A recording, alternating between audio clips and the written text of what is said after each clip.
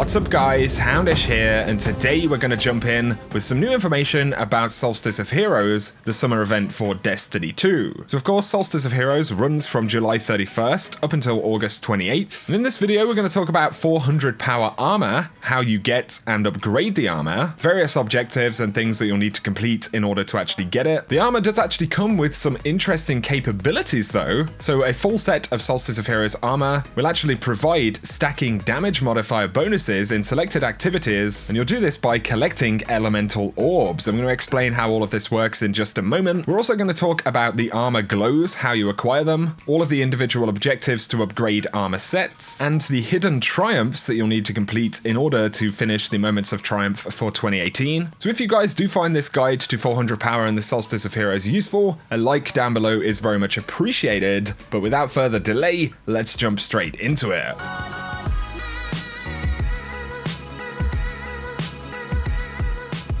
So as I mentioned previously, Solstice of Heroes does begin July 31st at the weekly reset time, and it will run up until August 28th. You can acquire 400 power armor by participating in Solstice of Heroes. So if you take a look at this image right here, Ikora has found relics of your memory, claim them and reforge them into something more powerful. So we'll have to visit the Statue of Heroes Memorial in the tower, and this is where we'll begin the process of actually acquiring and then slowly upgrading the gear. Also on this image though, we can see something pretty interesting. Elemental Boon. During the Solstice of Heroes event, elemental orbs will provide stacking damage modifiers in selected activities, and many of the armor pieces also say generate elemental orbs by wearing the full Solstice armor set during the Solstice of Heroes event. So when you equip the full set, you gain the ability to generate elemental orbs, so these will be orbs which actually correlate to a specific element, either arc, solar or void, and when you collect these, they will actually provide you with a stacking damage modifier, so that is going to increase your damage. And essentially you'll become more powerful, your damage output will increase the more of these elemental orbs that you collect up to a certain point. So initially you'll have to acquire the Scorched armor set. This is a simple green set of armor. Once you've got this stuff from the Statue of Heroes, you'll have to complete various objectives. Now these can be slightly different for each class, but the main objective for each piece of armor is actually going to be the same. So if we look at this Scorched set right here, for the helmet you'll need to complete the Spark mission, and this is the new Solstice of Heroes version of the mission. You'll also need to collect solar orbs on Earth. You'll need to collect 90 solar orbs and defeat guardians in the Crucible. You'll need to defeat 10 guardians. So collecting those solar orbs will require you to have the full set on, be using a solar subclass, and then the armor will produce the orbs as you make kills and things like that. So now we know the basics of that. For the arms, you'll need to complete the Homecoming mission, collect 150 arc orbs, and complete a meditation for Ikora. The chess piece requires that you complete the Chosen mission, collect arc orbs and strikes, and you will need 90 of these, and complete heroic public events, which you'll need 10 of. For the boots, you'll need to complete 1 AU,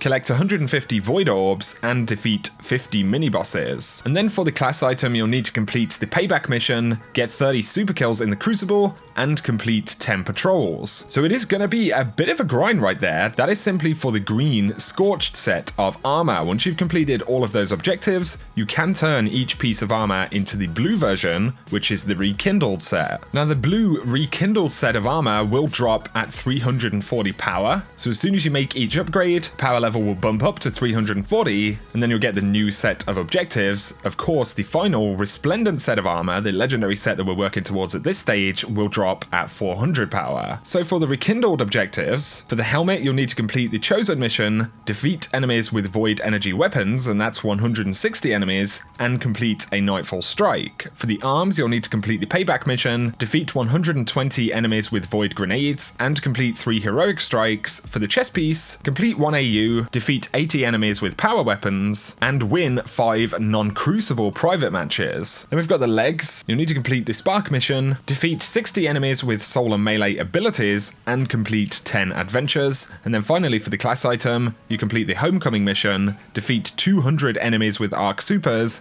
and complete 20 challenges. So as you can see, the Rekindled set is going to be even more of a grind than the Scorched set, but this will be the second stage that you need, and after you've done all of these objectives, you will get the Resplendent pieces of armor, and these are the 400 power pieces of gear. So there you are, you now have a 400 set of armor, assuming you've completed all of those many objectives, but there will still be a few objectives even on the legendary set, and these will actually upgrade the pieces to masterwork versions. So you don't have to do this bit in order to get 400 power or anything like that, or to get any of the cosmetic changes which you can apply through the glows. I'll talk about those in a moment. But for the legendary set and the masterwork upgrades, you'll need to complete the Nightfall Prestige at or above the bonus threshold for the helmet, complete 5 heroic strikes, and you'll need to be with at least 1 clanmate while you do these, complete the Leviathan raid on prestige difficulty for the chest piece, achieve the legend rank in the Valor Crucible rankings for the legs, and then for the class item, defeat 10 bosses. So there will be a final grind to get these armor pieces up to those masterwork versions. The one thing we don't know for sure right now is whether the legendary set will still have the ability to produce the elemental orbs, and exactly how many different activities these will actually be able to provide the damage stacking modifier. We also don't know whether the armor will continue to provide these modifiers outside of Solstice of Heroes events, so it could be that they only actually have this effect in Solstice of Heroes activities. We'll have to wait and see exactly how that will pan out, but that's how you get the 400 power armor. Of course, if you want 400 power weapons, you will have to complete the new prestige versions of the raid layers. So you have the Eater of Worlds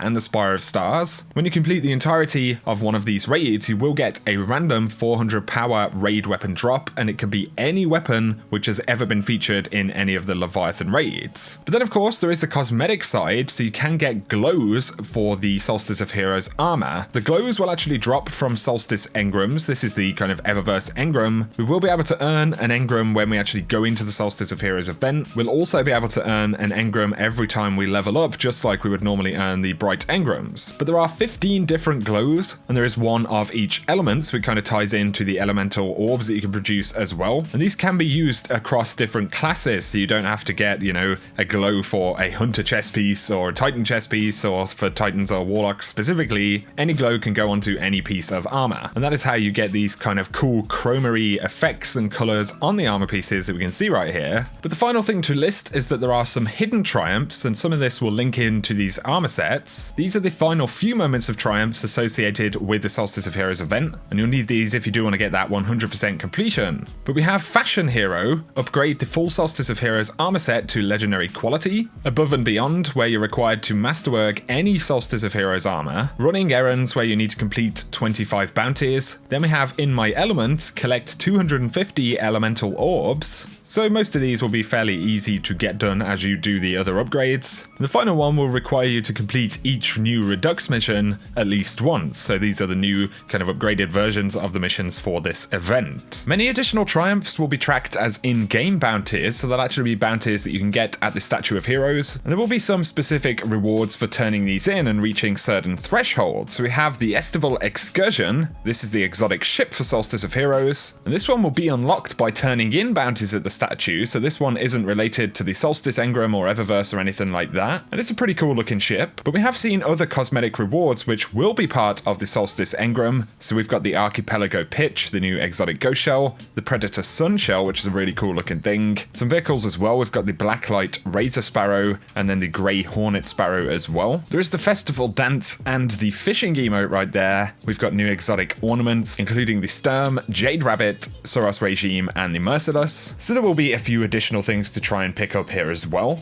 On top of this, there are a series of quests and objectives which will help guide us through the event. You have the basic introductory stuff like Welcome to Solstice of Heroes, where you can get a free engram at the start of the event and things like that. There's also an interesting one hidden in here as well, spoiler alert. It's called Cade's Spicy Ramen. There's a bunch of ramen coupons and things like that we'll have to turn in. Follow a series of objectives. We have no idea what the reward could possibly be for this, but there could be some pretty cool items hidden away, and potentially even some secret stuff that'll unlock at some point as well. So be sure to stay tuned here on the channel, hit that subscribe button, turn on notifications. I'll be keeping you guys posted with everything related to this event and all of the news for the Forsaken DLC coming up. If the video has been useful though, guys, a like down below is very much appreciated. Also, let me know your thoughts on any of the objectives or anything to do with this event. Definitely going to be a bit of a grind for some of that stuff. But quick social media stuff, you can follow me on Twitter, turn on those YouTube notifications so you never miss a video, or check out my store where you can buy awesome merch, including the Houndish Awesome Day shirt. But for now, I very much appreciate you guys tuning in, and I will catch you very soon.